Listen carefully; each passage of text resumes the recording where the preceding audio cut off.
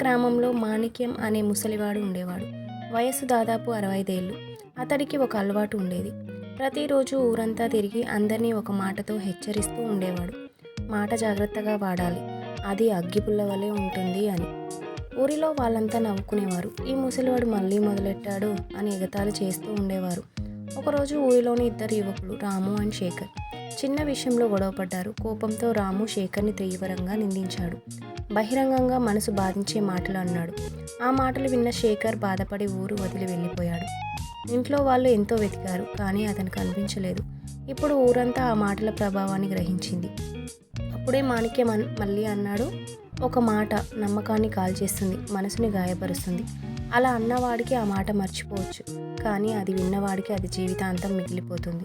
ఆ తర్వాత ఊరిలో ఎవరైనా మాట్లాడే ముందు ఒక నిమిషం ఆలోచించి అనటం మొదలుపెట్టారు. మోరల్: మాటలు మన్నించడానికి కూడా ఒక మంచి మనసు కావాలి. ఒకసారి మాట్లాడిన మాట మంటలా మారితే మనసు తుడిచే నీరు కూడా ఉండదు.